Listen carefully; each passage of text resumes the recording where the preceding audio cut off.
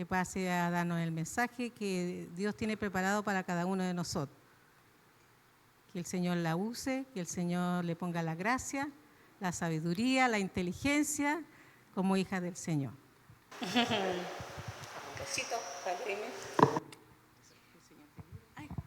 ¿Se escucha?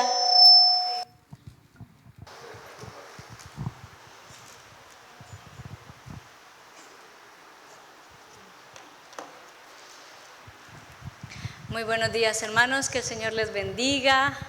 Creo que ya casi a todos los saludé. Un gusto verles en esta mañana. Ya, espera, que me están dando indicaciones técnicas. ¿Ahí sí?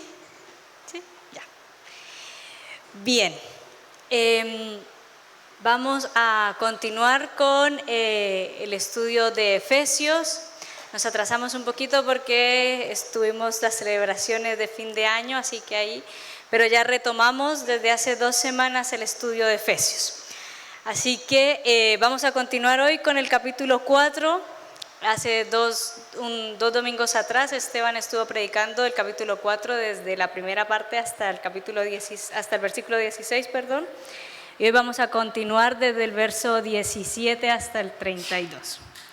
Así que les invito a que puedan abrir sus Biblias. ¿Le han echado un repaso? ¿Han estado leyendo? ¿Cómo les ha ido con eso? ¿Se acuerdan lo que hemos estudiado antes o más o menos? Porque hoy vamos a hablar de varios de esos conceptos que ya repasamos antes, como es el plan de Dios para nuestra vida, el sello del Espíritu Santo sobre nuestra vida, la vieja naturaleza y el pecado, nuestra naturaleza pecaminosa. Pero recordando la introducción que hicimos de Efesios, vimos que el capítulo 1 hasta el 3 eran principalmente doctrinales, y a partir del capítulo 4 Pablo empieza a profundizar en lo que es la vida práctica del cristiano. Y hoy yo leí el capítulo 4 y dije, creo que no necesito ni predicar porque se explica solo, pero vamos a ir pasito a pasito. ¿Están todos listos? Amén. Bien. Voy a leer en versión NTV y dice: en el nombre del Señor Jesús, vivir como hijos de luz. Dice: con la autoridad del Señor digo lo siguiente: ya no vivan como los que no conocen a Dios, porque ellos están irremediablemente confundidos. Tienen la mente llena de oscuridad, vagan lejos de la vida que Dios ofrece, porque cerraron la mente y endurecieron el corazón hacia Él. Han perdido la vergüenza, viven para los placeres sensuales y practican con gusto toda clase de impureza. Pero eso no es lo que ustedes aprendieron acerca de Cristo. Ya que han oído sobre Jesús y han conocido la verdad que procede de Él, desháganse de su vieja naturaleza pecaminosa y de su antigua manera de vivir, que está corrompida por la sensualidad y el engaño. En cambio, dejen que el Espíritu les renueve los pensamientos y las actitudes. Está hablando del Espíritu Santo. Pónganse la nueva naturaleza creada para ser a la semejanza de Dios, quien es verdaderamente justo y santo. Así que dejen de decir mentiras, digamos siempre la verdad a todos, porque nosotros somos miembros de un mismo cuerpo. Además, no pequen al dejar que el enojo los controle. No permitan que el sol se ponga mientras sigan enojados, porque el enojo da lugar al diablo. Si eres ladrón, deja de robar. En cambio, usa tus manos en un buen trabajo digno y luego comparte generosamente con los que tienen necesidad. No empleen un lenguaje grosero ni ofensivo. Que todo lo que digan sea bueno y útil, a fin de que sus palabras resulten de estímulo para quienes los oigan. No entristezcan al Espíritu Santo de Dios con la forma en que viven. Recuerden que Él los identificó como suyos y así les ha garantizado que serán salvos el día de la redención. Líbrense de toda amargura, furia, enojo, palabras ásperas, calumnias y toda clase de mala conducta. Por el contrario, sean amables unos con otros, sean de buen corazón y perdónense unos a otros tal como Dios los ha perdonado a ustedes por medio de Cristo. Amén. Más claro, no sé. Oramos. Amado Jesús, te damos las gracias, Señor, por esta mañana. Gracias, Cristo, por estar en medio nuestro, Señor. Sabemos que tu Espíritu Santo está hablándonos en este día, Señor, con amor, con compasión, Señor, con esa gracia derramada sobre cada uno de nosotros. Jesús, que podamos seguir creciendo conforme a tu propósito, Dios, que toda palabra dada sea para edificación completa de tu iglesia, Señor, y para ser un testimonio vivo de ti para el mundo. Te amamos, Señor, te damos las gracias por tu sabiduría, Señor, que reposa en cada uno de nosotros. En el nombre de Jesús, amén. Bien, bueno, yo hoy le puse como a la predicación, ¿cómo lo haría Jesús? Porque básicamente Pablo nos dice, bueno, si ustedes conocieron a Jesús, entonces, ¿cómo lo haría Jesús, cierto? Y hay algo que me llamó muchísimo la atención y hay un hombre que se llamó Mahatma Gandhi, que fue un político, por decirlo de alguna manera, hinduista. Vivió como 1800 hasta 1947 cuando fue asesinado. Y él en su autobiografía, él escribe que un día él estuvo leyendo acerca de Jesús y Mahatma Gandhi fue un hombre, en esos días en los que él vivió, la India dependía del Imperio Británico. En ese momento los ingleses dominaban la India, entonces él quería la libertad de la India. Y empezó a trabajar en eso y también le preocupaba mucho la distribución de las castas que había en la India, que a algunos se les llamaba como despreciables y él eso como que le generaba incomodidad. Y leyendo el Evangelio, leyendo acerca de Cristo, él dijo, esto es lo que la India necesita. Esto es lo que la India necesita de Jesucristo. Y él siendo hinduista dijo, creo que el cristianismo es la respuesta que nosotros necesitamos. Entonces, súper interesado, lo cuenta, él ya murió, lo cuenta en su autobiografía, se fue un domingo para una iglesia, ilusionado, emocionado porque iba a llegar a la iglesia, iba a conocer más de Jesucristo, de ese hombre, ¿cierto?, que estaba enseñándoles. Y cuando llegó a la puerta de la iglesia, dice que las personas que lo recibieron, lo miraron. Si ustedes se dan cuenta, las personas de la India tienen una coloración especial en la piel, no son como personas negras, sino que tienen un color distinto, más oscuro. Las personas de la puerta le dijeron, es que esta iglesia es de blancos, vaya a buscar una iglesia de personas de color. Entonces, Gandhi dice, me di cuenta que el cristianismo tenía los mismos problemas que tenemos en la India y dije, mejor sigo siendo hinduista y con eso lucho por los derechos de las personas en la India. Y a veces nosotros no nos damos cuenta de la responsabilidad que tenemos cuando decimos que somos cristianos. Como que, ¿y usted es cristiano? Sí, soy cristiano, pero mis actitudes hacen o pueden convertirse en una barrera para que otros conozcan a Cristo. Y muchas veces nosotros somos un testimonio constante y tenemos una responsabilidad muy importante con nosotros mismos de crecimiento y madurez espiritual. Mi madurez y mi crecimiento no puede depender de lo que el pastor predica o de lo que se predica acá en el altar, sino que tiene que ser intencional, tiene que ser algo que yo busque en mi casa constantemente, en mi intimidad. Pero también tengo una responsabilidad de las paredes hacia afuera. Y es con la sociedad, con las personas con las que yo me relaciono y me ven.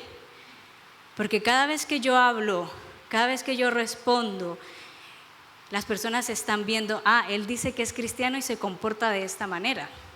En cosas tan sencillas, el vuelto, un favor que le pidan en su trabajo, si usted tiene la capacidad de compartir, todo eso la gente lo está viendo, todo. Así que básicamente aquí Pablo le está hablando a la iglesia de Efesios porque ellos tenían un problema importante como iglesia.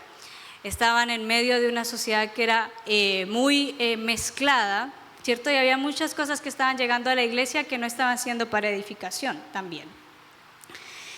Y hay una palabra en Mateo 5:16 que dice: así alumbre vuestra luz delante de los hombres, para que vean vuestras buenas obras y glorifiquen a vuestro Padre que está en los cielos.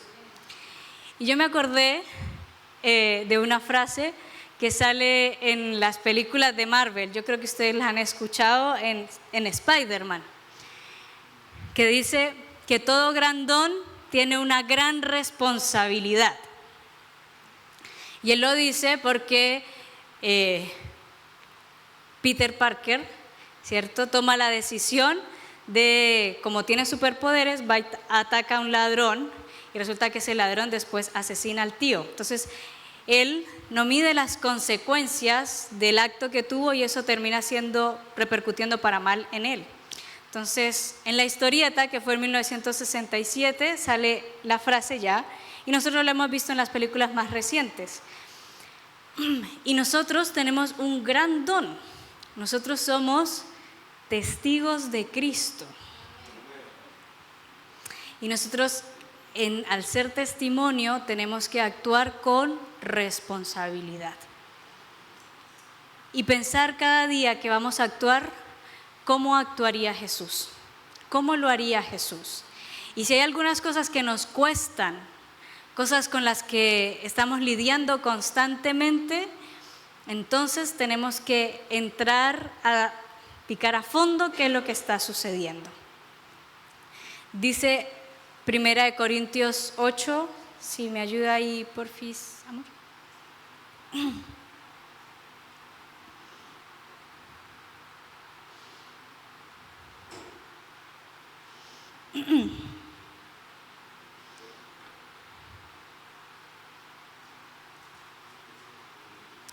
Sí, 8, sí. Dice, así que a causa de tu conocimiento superior se destruirá un creyente débil porque en Cristo murió. Aquí hay una situación específica en la que Pablo está hablando acerca de si comer o no comer comida sacrificada a los ídolos.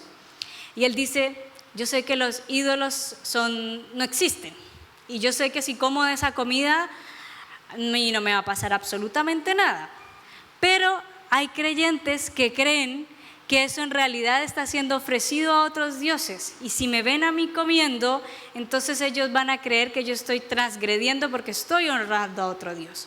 No lo voy a hacer. Aunque yo sepa que no pasa absolutamente nada, no lo voy a hacer. Por amor a esa persona que aún no conoce en profundidad al Señor. Y eso nosotros también tenemos que vivirlo. En cómo respondemos, en cómo actuamos. ¿Bien? Vamos a seguir avanzando. Entonces lo que vamos a ver son algunos aspectos de lo que sería para nosotros vivir como lo haría Jesús. Y lo primero que vamos a entender es cómo viven los que no conocen a Dios. ¿Cómo vive la gente que no conoce a Dios? ¿Qué es lo que nos dice esta palabra de Efesios 4 de cómo vive la gente que no conoce a Dios? Yo siempre he pensado que la Biblia a nosotros nos espeja. Es como yo me paro frente a la Escritura y es un espejo. Y cuando yo estoy pensando y estoy leyendo la palabra, no estoy pensando en, esto le caería súper bien a mi hermano, al que está al lado mío, al que está al frente, o al que no vino hoy justo. ¿Cómo esto me enseña a mí a parecerme cada día más a Cristo? Bien, así que vamos entonces a releer desde el verso 17 hasta el 22. Dice, con autoridad del Señor digo lo siguiente, ya no vivan como los que no conocen a Dios. ¿Qué le pasa a estas personas que no conocen a Dios? Uno, están irremediablemente confundidos. Tienen la mente llena de oscuridad. Vagan lejos de la vida que Dios ofrece porque cerraron la mente y endurecieron el corazón hacia Él. Han perdido la vergüenza. Viven para los placeres sensuales y practican con gusto toda clase de impurezas. Y luego más adelante, en el 22 dice, desháganse de su vieja naturaleza pecaminosa y de su antigua manera de vivir, que está corrompida por la sensualidad y el engaño. Así vive la gente que no conoce a Dios. Dice, el pecado afecta toda la esencia del ser humano, desde la mente, el entendimiento y el corazón. Todos los aspectos donde nosotros tomamos nuestras decisiones y cómo formamos nuestras actitudes cuando no conocemos al Señor está contaminado por el pecado. Y eso es lo que nos domina. Nosotros lo vemos en medio de la sociedad en la cual estamos. Entonces, llevados por las ideologías, ¿cierto? Llevados por el egoísmo, llevados por la ambición, llevados por la furia, el enojo, sumidos y consumidos en la tristeza. Así es la naturaleza pecaminosa, ¿cierto? Y no conocer a Dios implica no sujetar nuestra vida a sus decisiones, sino ser llevados constantemente por nuestras emociones y deseos. Y ese es un punto súper importante. Por eso uno de los frutos del Espíritu es el dominio propio. Porque aquel que es hijo de Dios, conoce al Señor y el Espíritu Santo vive en él, tiene dominio propio para sujetar sus emociones y sus deseos a la voluntad del Señor. Por lo tanto, no son llevados por sus emociones, no, hoy se me antoja hacer esto y es que no puedo controlarme. El Hijo de Dios sujeta sus emociones y sus pasiones a lo que es la voluntad del Señor, a como el Señor espera que esa persona viva. Y en esto me basa, es como hay algunas personas que tienen problemas con su carácter y la respuesta es que yo soy así. No, esa no puede ser una respuesta del Hijo del Señor. Yo no soy así, mi naturaleza pecaminosa es así, pero yo soy un hijo del Señor y en el nombre de Jesús voy a trabajar en esto y lo voy a controlar. Es así, es así. Si usted no es capaz de reflexionar en eso y vivir en eso, entonces todavía es una persona que necesita crecer y madurar espiritualmente y trabajar. Todos tenemos, ninguno de nosotros es perfecto hoy en día, ninguno. Porque esa perfección solamente la vamos a alcanzar cuando estemos con Cristo, solamente ahí. De resto, toda la vida vamos a tener que trabajar con diferentes cosas y situaciones. Lo que necesitamos es ir poniéndolo delante del Señor. Señor, esto me cuesta, necesito que trabajes en mí. Señor, necesito que veas esto. Si mi hermano me está diciendo, oye hermano, ¿sabe qué? Creo que usted como que constantemente está contestando mal, respondiendo mal. No es, ay, es que el hermano me tiene envidia. No, Señor, ¿me puedes mostrar qué es lo que tengo que trabajar en mi vida? Y vernos, y para eso estamos en comunidad, para ir creciendo juntos. Y no simplemente pensar que es que el hermano me quiere hacer mal. No. Si estamos creciendo constantemente y en este roce y en estas relaciones es donde nosotros nos vamos formando y Cristo va trabajando en cada uno de nosotros. ¿Ya? Los excesos pueden ser algo tan grave como las drogas, las adicciones, o pueden ser algo tan simple como dejarme llevar por la ira, la envidia, el egoísmo, la mentira, permitiendo que esa naturaleza pecaminosa crezca y predomine en mi vida. Pero yo no tengo que permitir eso, porque todos nosotros tenemos una naturaleza, sin excepción, pecaminosa, todos, que ha sido redimida a la luz de Cristo y a la sangre de Cristo, y que la sujetamos ahí, ¿ya? Y en eso estamos. Y quiero mostrarles que esto que nos pasa a nosotros les ha pasado a todos los hombres, incluso en la palabra, hombres y mujeres en la palabra. Por ejemplo, Juan, en Lucas 9, 51 al 56. Ahí hay una historia que nos muestra cómo era la naturaleza del apóstol Juan. El Señor los envía a los discípulos, les dice, vayan a Samaria. Y cuando ellos llegan a Samaria, ¿qué pasa con la gente de Samaria? ¿cómo dice? No los recibe, no recibe a los discípulos, como que los echa. Entonces Juan se enoja y en su enojo, ¿qué dice? Que descienda fuego del cielo y queme esta ciudad, Señor. ¿Y qué hace Jesucristo? Lo reprende, le llama la atención. No, Juan, así no es. Eso no somos nosotros. Eso no es lo que le estoy enseñando. Y era el discípulo, y además es el discípulo que más adelante nos habla profundamente del amor. Entonces pasa Juan, está 3 años y medio con el Señor asciende, ¿cierto? Y ellos quedan solos. Y luego vemos a Juan escribiendo en Primera de Juan 2, de 7 al 11, perdón, lo voy a buscar yo.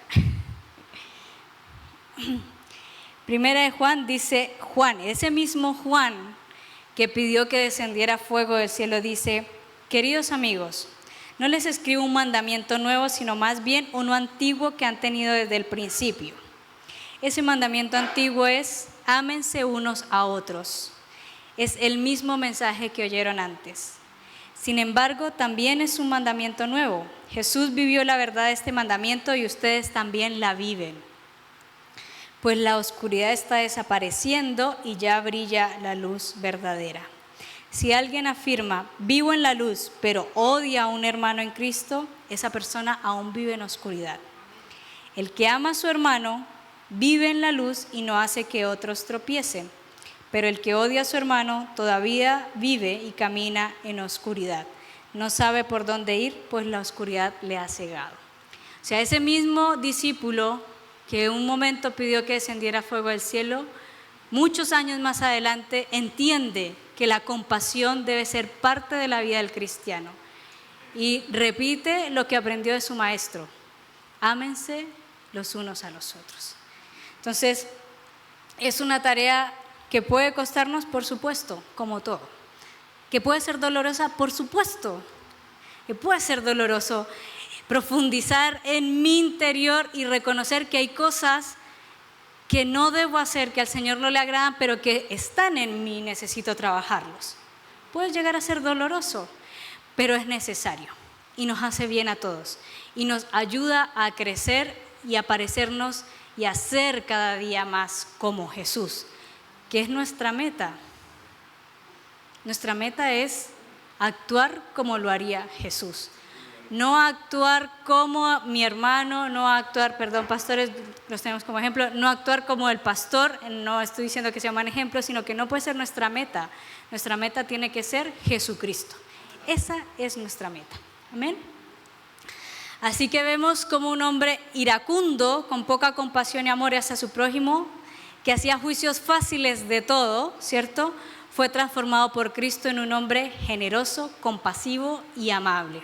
Bien, así que nosotros debemos hacer un esfuerzo constante e intencional por abandonar esa vieja naturaleza y no permitir que las pasiones y las emociones sean lo que nos domine, sino ser dominados por el Espíritu Santo de Dios. Amén. Bien, iglesia, vamos avanzando entonces.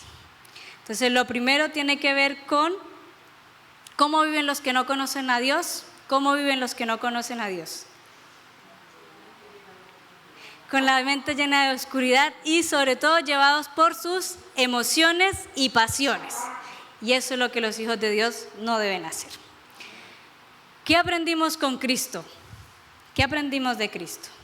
Dice Efesios 4, del 20 al 29. ¿Qué aprendimos con Cristo?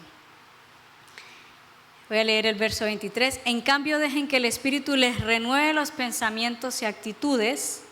Pónganse la naturaleza creada para ser a la semejanza de Dios, quien es verdaderamente justo y santo. Y todo lo demás que nos enumera hacia adelante son cosas como hay que decir la verdad, no pecar. Acá dice, no pequen al dejar que el enojo los controle. No dice no se enojen, dice no pequen al dejar que el enojo los controle. Porque a veces permitimos nos permitimos ciertas acciones porque nos enojamos. Entonces, es que estoy enojado y tiro las sillas, le pego a la mesa, contesto mal. Y eso es dejar que el enojo me controle. Yo puedo enojarme, pero sujetar ese enojo a la voluntad del Espíritu Santo. ¿Bien? Luego dice, no empleen lenguaje grosero, sino que lo que digan sea bueno y útil. Y no solamente tiene que ver con lo vulgar, sino que tiene que ver también con qué tipo de mensaje estoy transmitiendo. Me estoy quejando todo el tiempo, estoy siendo pesimista, mis palabras reflejan que no hay fe en mi vida, cierto que me falta compasión y no necesariamente estoy siendo vulgar, pero también son palabras que no están construyendo, ¿ya? Y dice, sean amables unos con otros, ¿cierto? Hay dos conceptos importantes, o bueno, desde mi punto de vista, probablemente después ustedes lean y digan, ya esto no era lo más importante, pero que nos habla en esta parte del libro de Efesios, y es cuando dice, deja que el Espíritu Santo les renueve el pensamiento y las actitudes.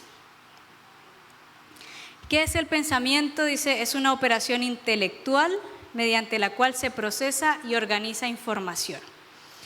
Y el pensamiento tiene que ver con cómo yo aprendo, cómo yo recuerdo, cómo yo percibo las cosas y cómo tomo decisiones.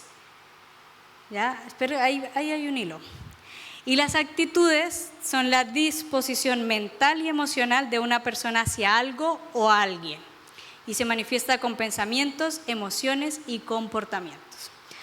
Entonces el pensamiento que yo tengo puede ser que haya aprendido a pensar de esa manera. Aunque nosotros estamos en este momento acá y yo creo que con muchas personas de las que estoy acá, he escuchado las mismas predicaciones por los últimos 10 años, no todos hemos procesado de la misma manera la información y no todos hemos tenido la misma construcción de pensamiento. A través de nuestras historias de vida y cómo nosotros nos enfrentamos, vamos creando un pensamiento. ¿Y saben qué pasa con mi forma de pensar? Que es la que determina, por qué yo actúo de cierta manera. Entonces es mi forma de pensar la que me hace enojarme cuando una persona me está corrigiendo. ¿Por qué me enojo yo cuando alguien me está corrigiendo? ¿Qué pienso yo? Eso es lo que ustedes tienen que preguntarse. ¿Qué estoy pensando yo? ¿Por qué me está molestando esto? ¿Por qué miento? Entonces yo dije, ok. Vamos a buscar. ¿Qué dice la psicología de estas cosas? Dice, ¿por qué mentimos? ¿Por qué las personas mienten? Porque a veces uno le pregunta a una persona, ¿y usted almorzó ayer? Y la persona le dice, no tuve nada para comer en mi casa. Y es mentira, pero tiene una necesidad de mentir que es inevitable. Y es, por lo general, para proteger la imagen o para evitar castigos. Y eso nosotros lo aprendemos en la sociedad en la que nos desarrollamos. ¿Por qué sentimos ira? Porque nos sentimos amenazados o frustrados. No sabemos manejar la frustración o sentimos que es una amenaza. Yo en mi trabajo tengo aproximadamente a cargo como 70 personas y a veces yo le pregunto algo y la persona me contesta como así, como con rabia. Yo le dije, ¿se da cuenta que no escuchó lo que le pregunté? ¿Cómo que no? ¿No escuchó? Repítame lo que le pregunté. Es que usted me dijo que esto y esto. No, eso no fue lo que le pregunté. Porque todo el tiempo creemos que tenemos que defendernos y nos sentimos amenazados, entonces no escuchamos, nos cuesta relacionarnos con el otro y estamos defendiéndonos todo el tiempo. Creemos que vivimos bajo amenaza. Entonces todo nos enfurece, todo nos enoja, todo nos frustra, todo nos molesta. Pero no es lo que el Señor nos dice. Estamos en Él, vivamos en paz, tranquilos, confiados, Él nos sustenta. Eso es lo que la palabra nos enseña.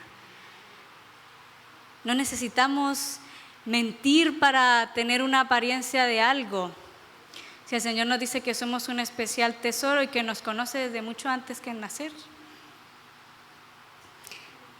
¿Por qué guardamos rencor? ¿O por qué nos cuesta perdonar? Y es porque nos sentimos vulnerados y tenemos la sensación de injusticia. Entonces, ¿qué nos pasa? Que no queremos que el otro la pase mejor de todo lo mal que yo lo pasé. Es que si yo lo perdono, yo quiero que a mí me rediman todo lo mal que yo lo pasé. Y eso evita que nosotros tengamos paz, porque el perdón no es para el otro, es para que yo pueda estar tranquilo. Y el Señor nos dice, porque si perdonáis a los hombres sus ofensas, también vuestro Padre os perdonará a vosotros. Y la deuda que el Señor saldó con nosotros fue bien grande.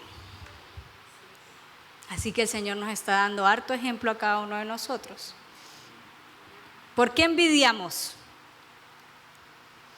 ¿Por qué envidiamos lo que el otro tiene y yo no tengo? Porque nos comparamos constantemente con el otro. Porque nos estamos comparando con las otras personas. Porque tenemos una sensación de carencia. Por eso envidiamos. ¿Y por qué nos cuesta ser generosos? Porque tenemos sensación de escasez. Y yo dije, ok, pero en el Señor todo esto, todos estos pensamientos, porque son pensamientos, a veces no es ni siquiera real. A veces yo puedo tener la cena llena y me cuesta dar porque digo, ¿y si mañana no tengo? Pero mañana todavía no ha llegado. Yo hoy tengo para dar, pero como tengo sensación de escasez, no soy capaz de dar. Y nos pasa. Pero todas estas cosas no son lo que Jesús nos enseñó. No es lo que Jesús nos enseñó. Y por eso a nosotros lo que debemos hacer es ir a la palabra, porque ¿dónde somos transformados? A la luz de la palabra. Cuando vamos reemplazando esos pensamientos que la sociedad nos ha impuesto por la palabra viva. Por eso es que la palabra es viva, porque la palabra me transforma.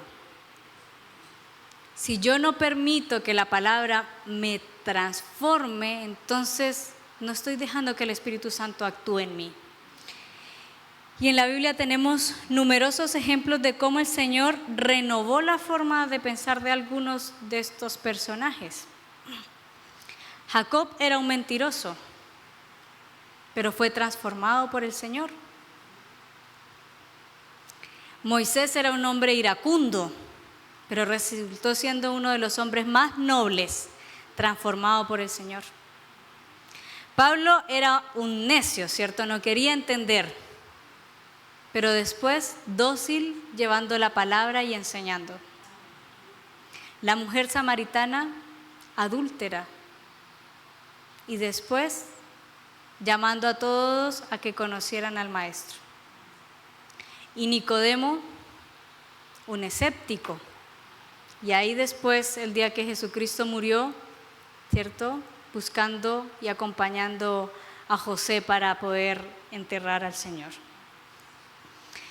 Y en la actualidad yo creo que muchos de nosotros hemos pasado también por esas situaciones. Yo tengo un testimonio muy claro de esto. Para mí fue, yo tenía una situación especial con mis papás, mi papá y mi mamá, ambos. Pero no fue algo que yo hubiese aprendido, fue algo que alguien instauró en mí. Y me dijo, usted la pasó muy mal por culpa de sus papás, porque sus papás podrían haberle dado una mejor vida. Eso me dijo esa persona. Yo tenía 22 años, me acuerdo tanto, y yo de ahí empecé a sentir mucha rabia contra mis papás, mucha rabia. Yo decía, sí, y ahí me acordaba, sí, porque podrían haber hecho esto y haber hecho esto. Y ahí como que uno se va acordando de más cosas.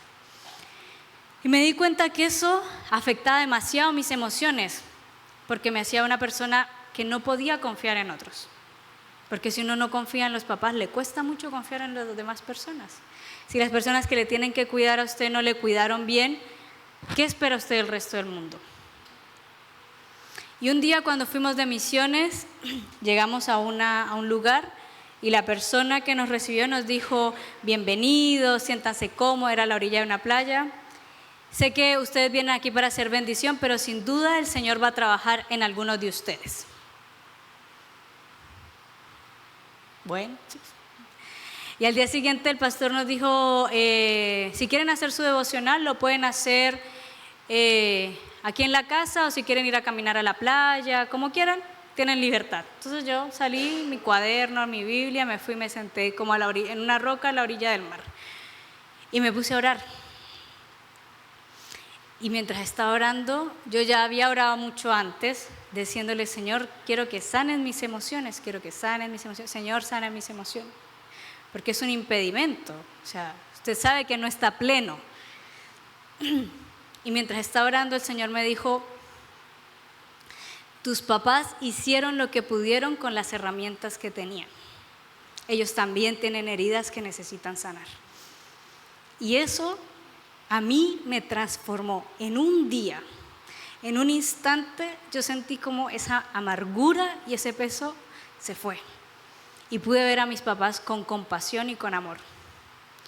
Y eso es lo que el Señor hace. Pero nosotros tenemos que pedirlo y también dejar que el Señor trabaje. Porque a veces yo me doy cuenta que tengo problemas y dificultades con algunas cosas, pero no quiero que el Señor escarbe ahí. Mejor lo guardo debajo de la almohada, mejor le echo un poquito de tierra, pero no permito que el Señor trabaje. Y hay que permitirle al Espíritu Santo trabajar en nosotros. Con paz, con tranquilidad, porque el Señor definitivamente tiene pensamientos más altos de los que nosotros siquiera podemos llegar a tener. Y nos conoce mucho mejor. El ser renovados por el Espíritu de Dios y hablar con nuestra vida al mundo es una responsabilidad tremenda que no podemos evadir. Como les decía al principio, el dejar que el Espíritu Santo trabaje es para mi madurez y para mi crecimiento espiritual, pero porque yo soy un testimonio para otros hacia afuera. Entonces yo ahora puedo decirle a las personas, no le dé miedo que el Señor profundice en sus heridas más grandes. Déjelo que trabaje, porque el Señor puede sanar. ¿Por qué? Porque yo lo viví. Porque yo pasé por ahí. Y eso es lo que cada uno de nosotros tiene como responsabilidad. Permitir que el Señor trabaje en cada una de sus heridas, sus dolores, esas dificultades de carácter, de actitudes, esos pensamientos, y a través de eso convertirse en un testimonio de Cristo en medio de la sociedad en la cual usted se mueve. Y no que un día llegue una persona aquí a la iglesia y usted le diga, no, ¿sabe qué? Mejor vaya a una iglesia de color, que allá lo van a recibir mejor. Sino que podamos abrazar a esas personas y recibirlas con bondad y compasión y amor. Amén. La iglesia es edificada y fortalecida no solo para bendición de ella misma, sino para bendición y ejemplo para el mundo. Muchas personas alcanzarán la esperanza de Cristo a través de su testimonio, a través de lo que vean usted. Probablemente no lean una Biblia, pero leerán su vida en cada encuentro que tenga con cada uno de ellas. Así que no debemos olvidarnos de eso. Las personas nos están leyendo constantemente cuando decimos que somos cristianos. Nuestra fe, nuestra alegría, nuestro gozo, nuestra compasión, nuestra generosidad, todo eso la gente lo está leyendo y lo está viendo. Y esperan, tienen expectativas de nosotros. Y lo último, entonces, y es la última parte que dice Pablo, no entristezcan el Espíritu Santo de Dios. Dice el verso 30, no entristezcan al Espíritu Santo de Dios con la forma en que viven. Recuerden que Él los identificó como suyos. Cuando revisamos el capítulo 1 de Efesios, decía, el pastor habló en la segunda parte, ¿cierto? de la labor que hacía Dios Padre, luego Dios Hijo y el Espíritu Santo. Dice que el Espíritu Santo nos selló y nos dio herencia. Eso hizo el Espíritu Santo.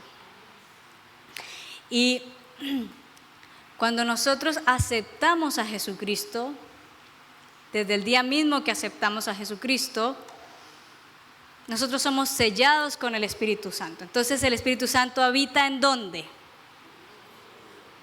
En nosotros. Nosotros somos templo del Espíritu Santo. El Espíritu Santo habita en nosotros, ¿cierto? Somos propiedad y estamos en una relación íntima con el Espíritu Santo, ¿ya? Entonces, este sello que garantiza nuestra salvación no solo es para nuestra salvación, sino también para que nosotros vivamos una vida que refleje que nosotros tenemos al Espíritu Santo. ¿Y cómo es una vida que refleja al Espíritu Santo? ¿Cómo creen ustedes que es una vida que refleja al Espíritu Santo? ¿Cómo?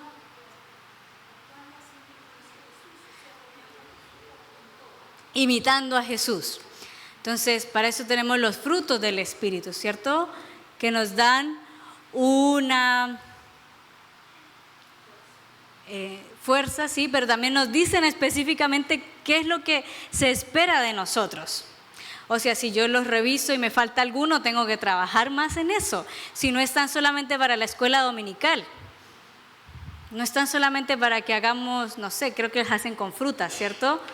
Con uvas y eso, no, sí, hay que aprenderlos, pero porque necesito verlos en mi vida. Si yo no los estoy reflejando en mi vida, si ante cualquier situación yo pierdo la paz, si ante cualquier situación yo pierdo el gozo, si me cuesta tener dominio propio, si me cuesta ser compasivo, ¿cierto? Entonces yo tengo que darme cuenta qué es lo que necesito profundizar.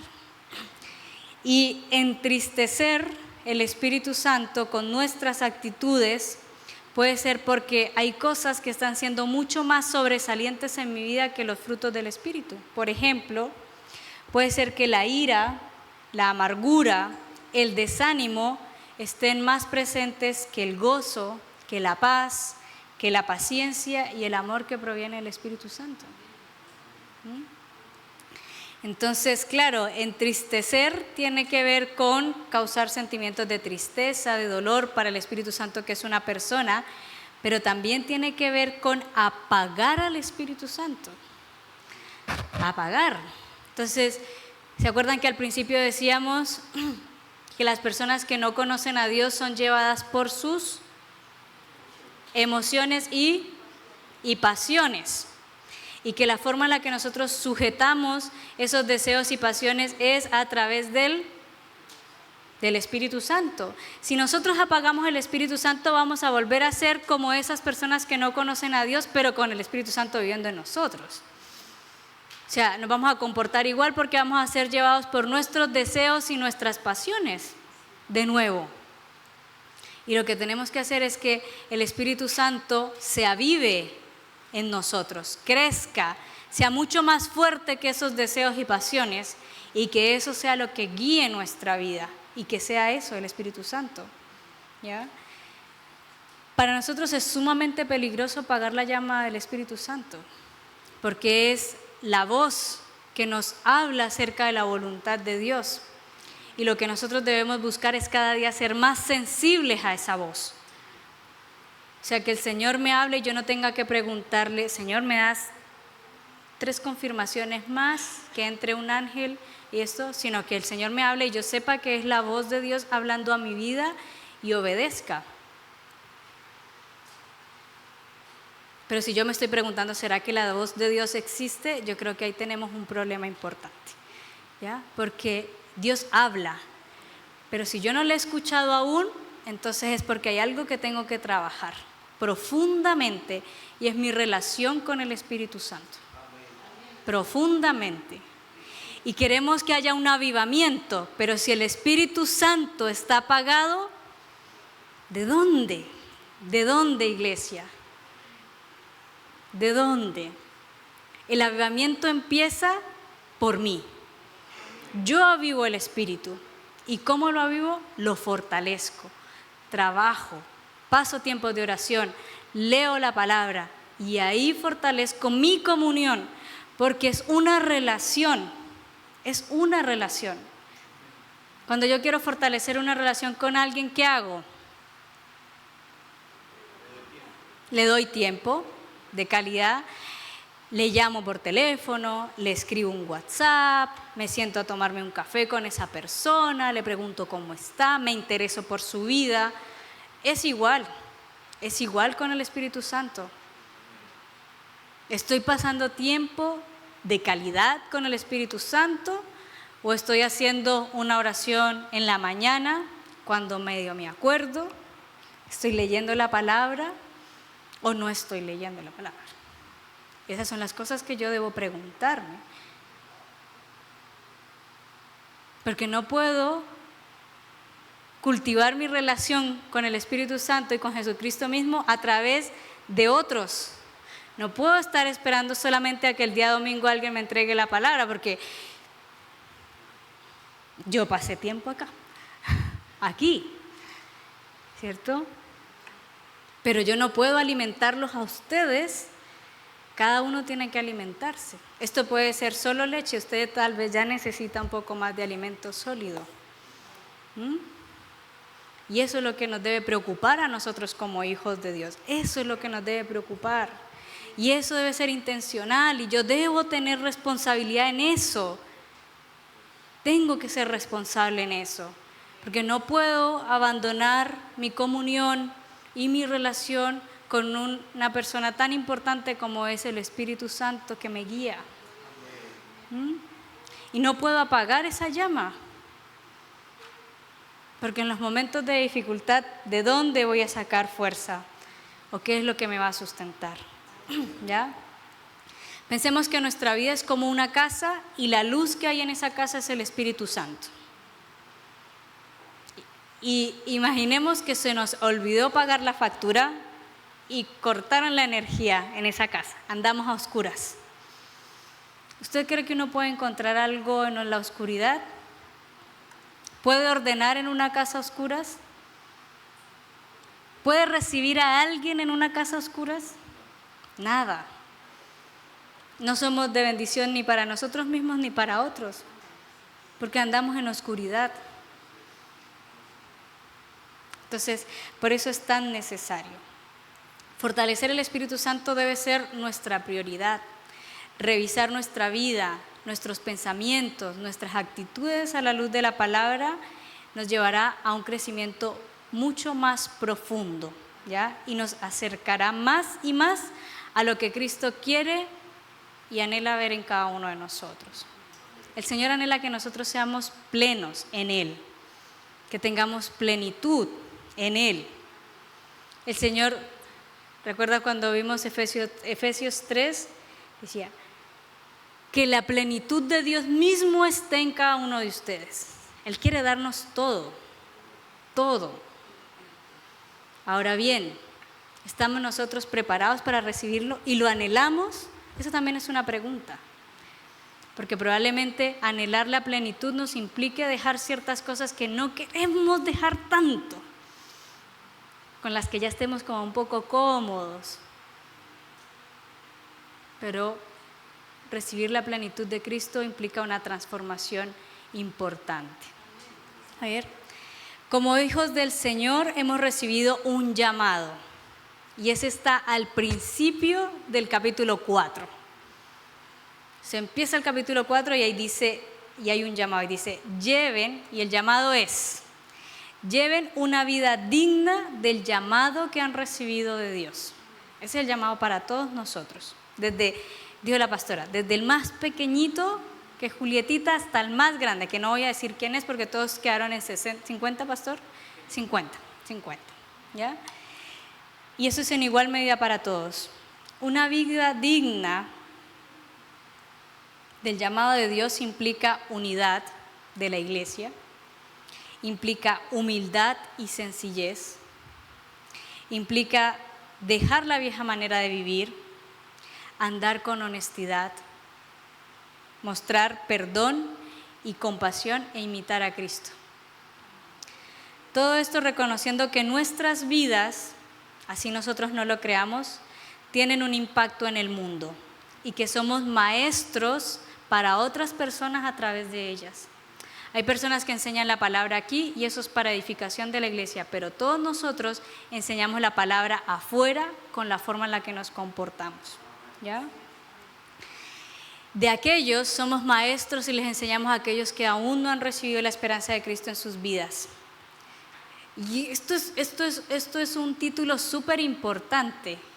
Nosotros somos embajadores del mensaje de la reconciliación de Dios para el mundo.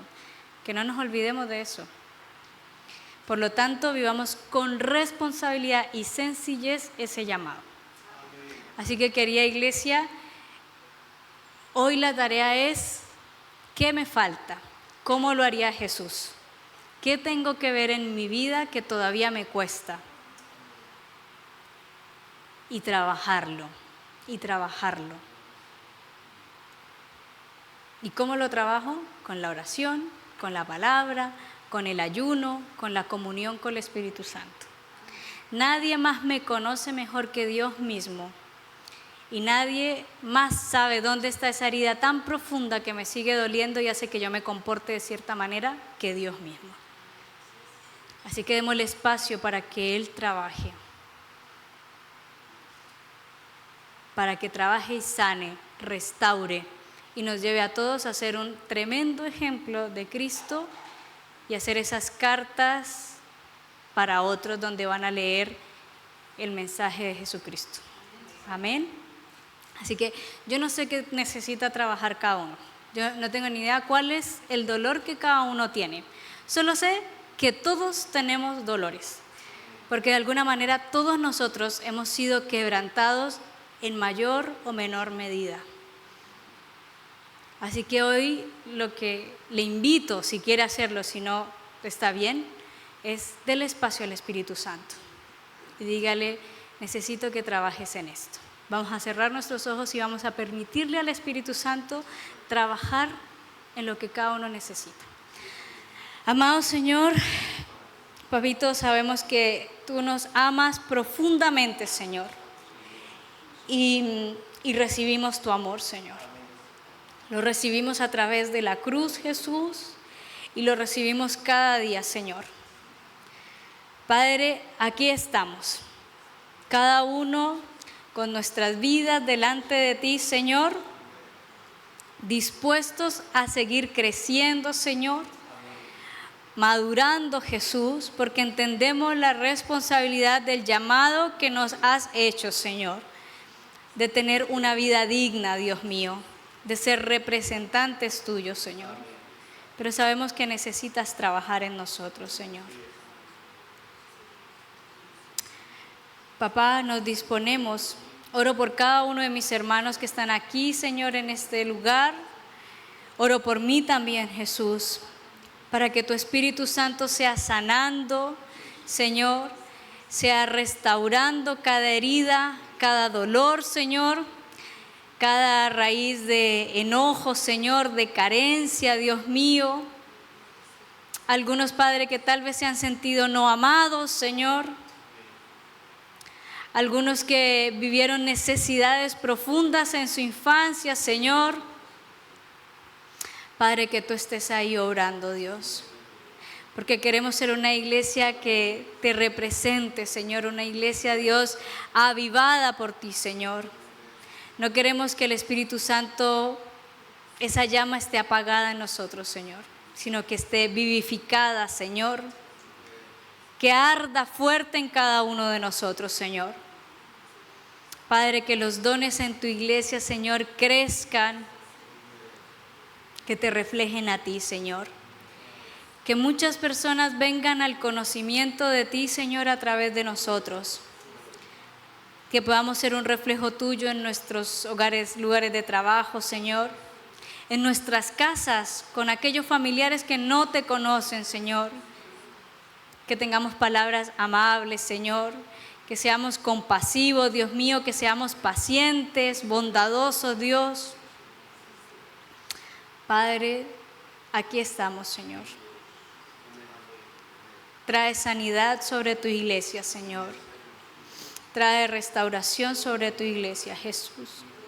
Y sigue trabajando, Señor. Solo te pido, Jesús, que sigas hablando a cada uno de mis hermanos, Señor, a través de la semana, Dios, que tú les estés hablando, Señor.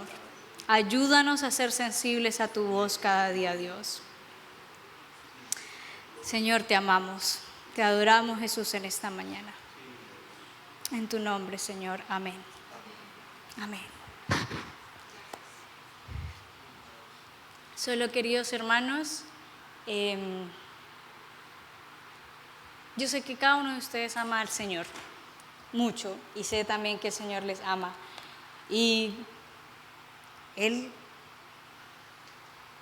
quiere que cada uno de nosotros sea pleno en Él, lleno de su presencia, lleno. Así que no se reste, no se reste. Pase tiempo con el Señor y se va a dar cuenta de lo maravillosa que es la vida cuando el Señor abre nuestras heridas y las sana totalmente. Porque a veces sanan en falso y eso nos hace seguir con dolores. Amén. Pastor.